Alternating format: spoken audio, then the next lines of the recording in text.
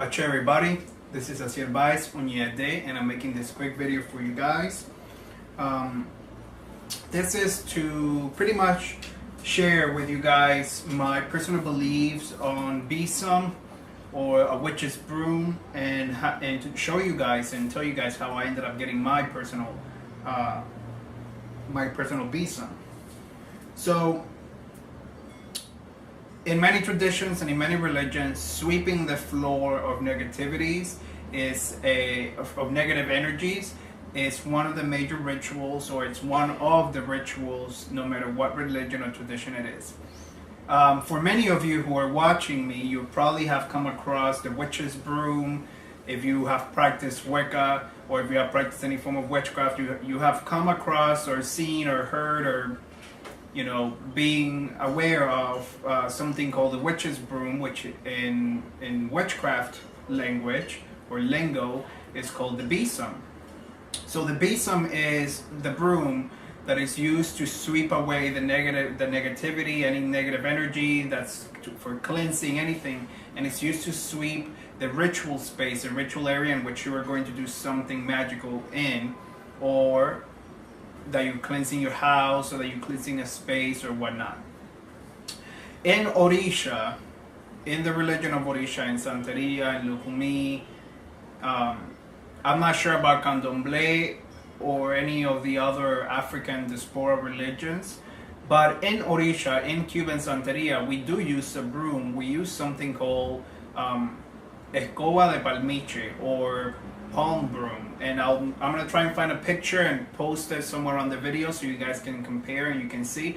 But it's a broom that's made out of parts of a palm tree, like with the little coconuts things, and it's just parts of a palm tree. It's made out of palm tree, and I forgot exactly what that particular part of the palm tree is called, but they just get palmiche,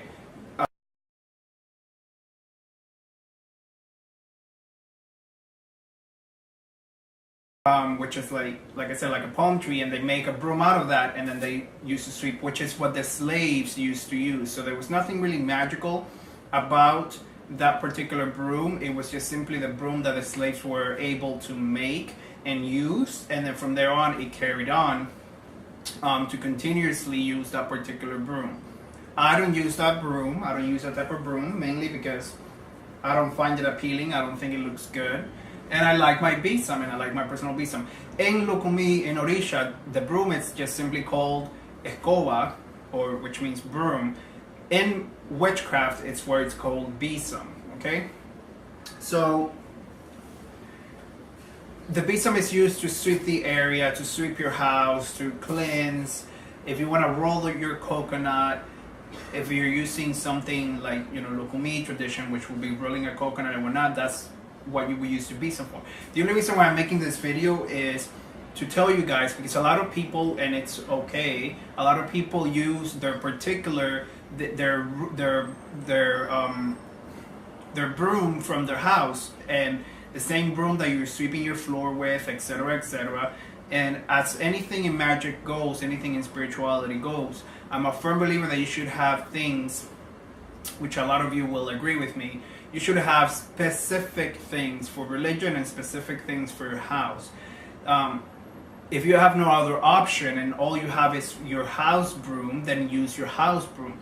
But for all of us who live here in the United States, and for all of us, and for all of you who are watching me, if you have some sort of access to the internet, that means that you can totally, one way or another, get another broom that will be your magical broom. Whether you call it a Besom, whether you call it palmiche, whether it's made out of this or made out of that or made out of the other, doesn't really matter. The point is that if you can have your consecrated, ritualized, religious broom, then I would highly suggest that you get a religious broom for religious purposes, and your house broom for your house purposes, for cleaning all your dust and your whatever things that fall on the ground and whatnot. But I definitely suggest and highly recommend that you try and make the distinction, so that whenever you're sweeping negativity, whenever you're cleansing your house, whenever you're doing something spiritual, you're not utilizing the same broom that you were just sweeping dog hair and dust and whatever with. So with one broom you clean the physical, and with another broom you're cleansing the spiritual. As I am chatting with you guys, you guys will notice that I'm like caressing my broom, or I've been touching my broom, my besom, and that's because I genuinely love my besom, and I have a very good and nice connection with her. And that's the whole point of this video, is to encourage all of you to either get a broom, a palmiche broom, or get yourself a besom. And it can be made out of anything. It could be a simple regular house broom, can be turned and consecrated and empowered to become your magical broom. You just keep it in a magical area and only for magical purposes. So it is what it is. I highly suggest it. I highly recommend it. Works for me. I'm sure it works for many of you out there, but I'm sure that there's many of you who are watching me who don't really know any of these concepts or anything, and you're utilizing your own house broom and whatnot. In places like Cuba, for example, where there's a more lack of materials and of things, obviously everybody uses their regular house broom for sweeping and for doing whatever, and for their coconut cleansings and for whatever else there might be.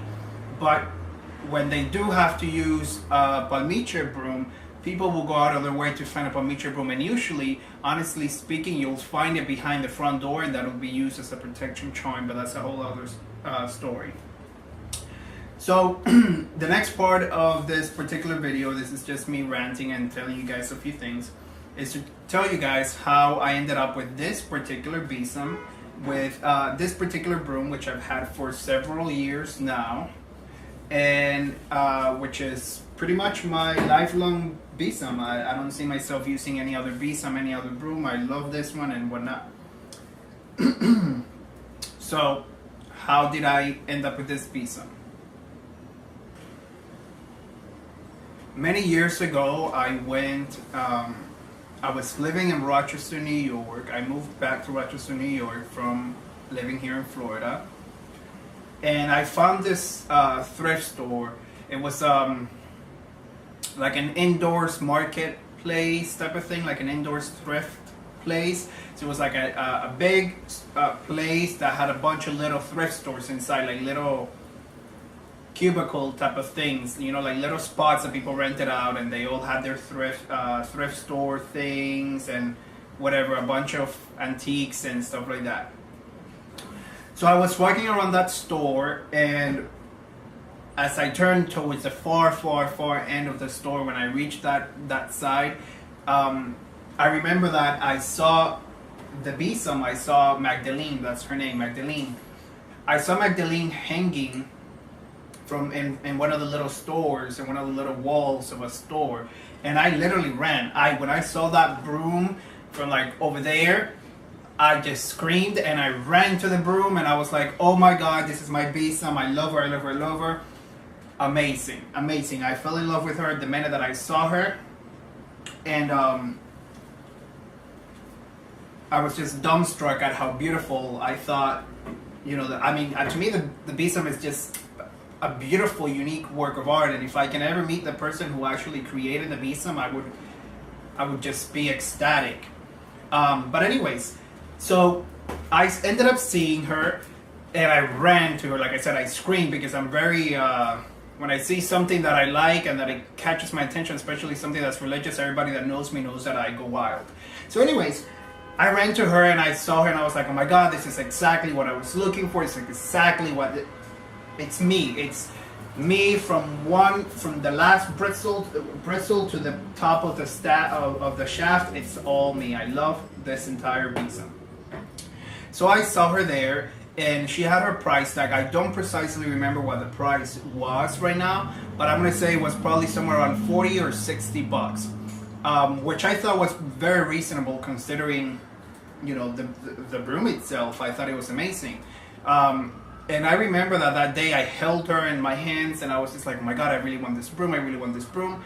Then I saw the price, and then I realized that I had, like a regular human being, you know, I had some bills or some sort of responsibility. I had to give money for something. I don't remember what the bill was, but I had to give money for some sort of bill. I had something that needed to be paid or whatnot.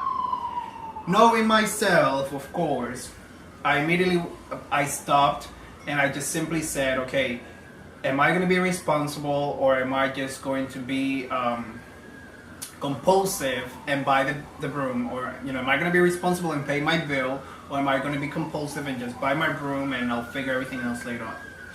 At that very moment, I decided to just simply be responsible. So I said, I have to pay my bill, or whatever it was that I was paying.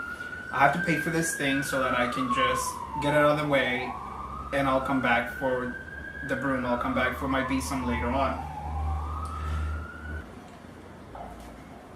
So what I ended up doing simply was she was hanging on the wall. So I ended up just holding her in my hand, and I tapped her 3 times, which is normally how I awaken her. I tapped her 3 times and I spoke to her and I said, oh, and by the way, the store was filled with people that day. But anyways, I said to her, you are a tool of power, and if you are meant to be with me, please shield yourself and be here when I come back for you, when I have the money to pay for you. And I hung her back up on the wall, and I put her there, and I just kept staring at her, and I debated with myself whether or not I wanted to buy her right then and there. But, you know, the responsible thing was for me to just simply pay the bill, and I went ahead and I did it just like that, and I left the store without Magdalene. So 2 weeks later, I go back into the store when I got paid again from work and all that stuff. I rushed to the store, and I went straight to the little shop where Magdalene had been. And the minute that I get there, Magdalene is still hanging on the wall. So once again, obviously, I yelled, I ran up to her, I picked her up, I gave her a hug, I kissed her, I thanked her, and I took her. So when I went to the register, the broom, like I said, the broom was like somewhere 40 or from 49 to 60 bucks, something along those lines, is what the little tag said. But when I got to the register, apparently there was some sort of sale or some sort of something going on, and I ended up getting her for 20 bucks. This besom cost me $20.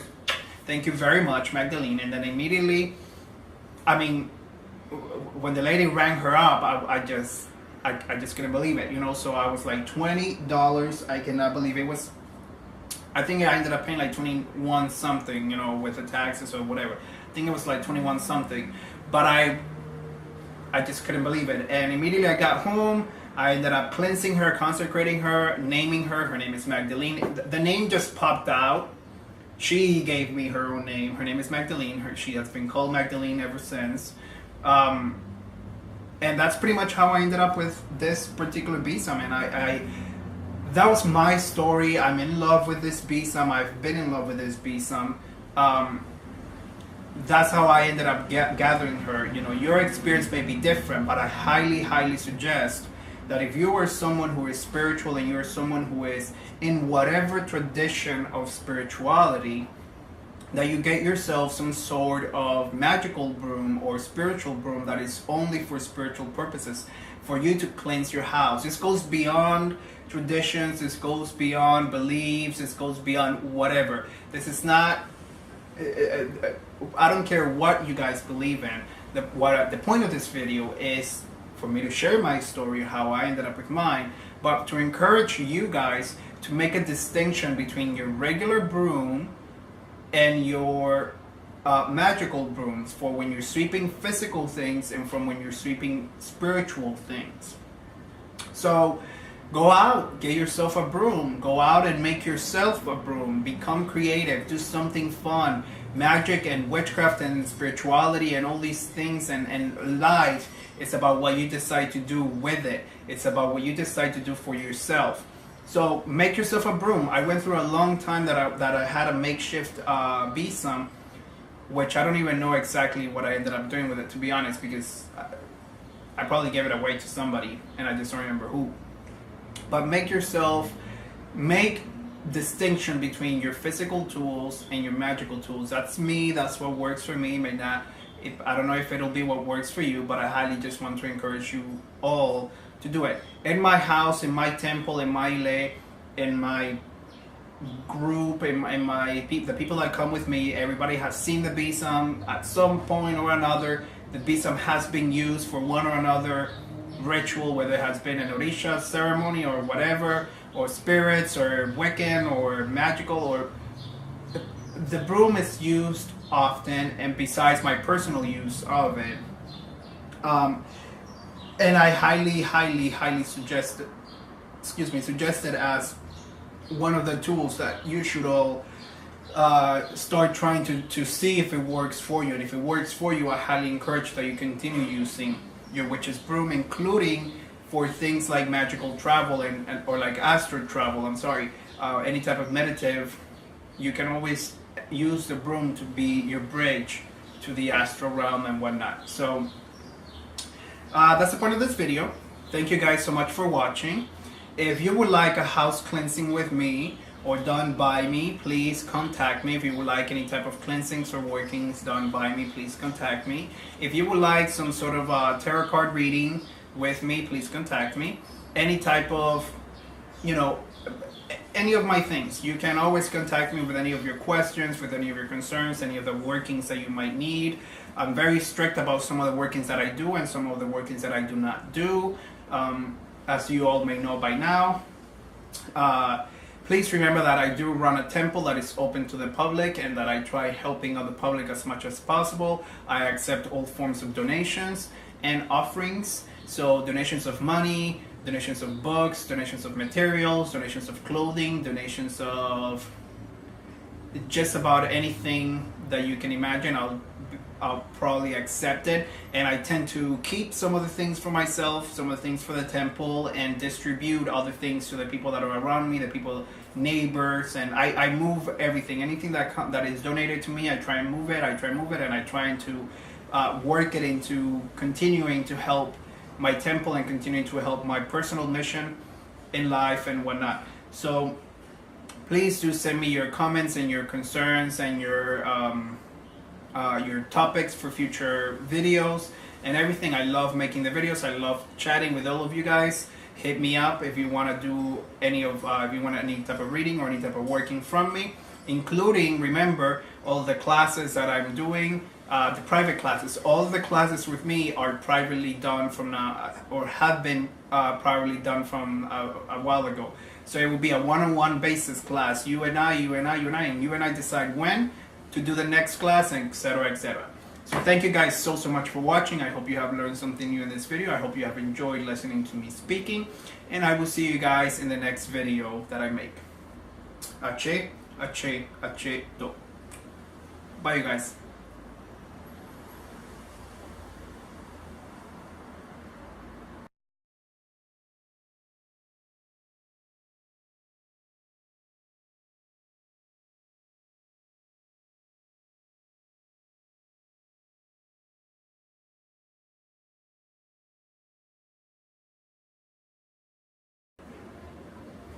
Ache, everybody, this is Asiel and I'm making this quick video for you guys. This is to pretty much share with you guys my personal beliefs on Besom or a Witch's Broom, and to show you guys and tell you guys how I ended up getting my personal Besom. So the other African diaspora religions.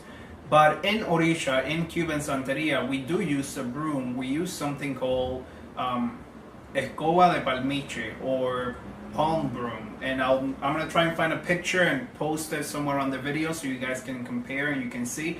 But it's a broom that's made out of parts of a palm tree, like with the little coconuts things, and it's just parts of a palm tree. It's made out of palm tree, and I forgot exactly what that particular witch or lingo is called, the besom.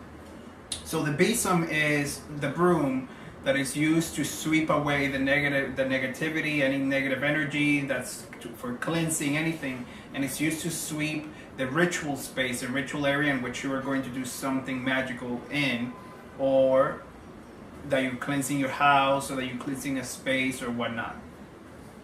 In Orisha, in the religion of Orisha, in Santeria, in Lukumi, I'm not sure about candomblé or any of the part of the palm tree is called, but they just get palmiche,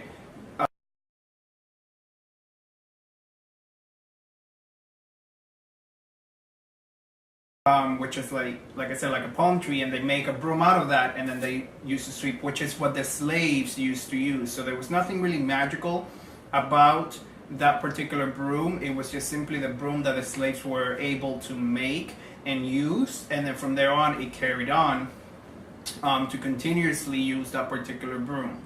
I don't use that broom. I don't use it. In many traditions and in many religions, sweeping the floor of negativities of negative energies is one of the major rituals, or it's one of the rituals, no matter what religion or tradition it is. For many of you who are watching me, you probably have come across the Witch's Broom. If you have practiced Wicca, or if you have practiced any form of witchcraft, you have come across or seen or heard or being aware of something called the Witch's Broom, which in witchcraft language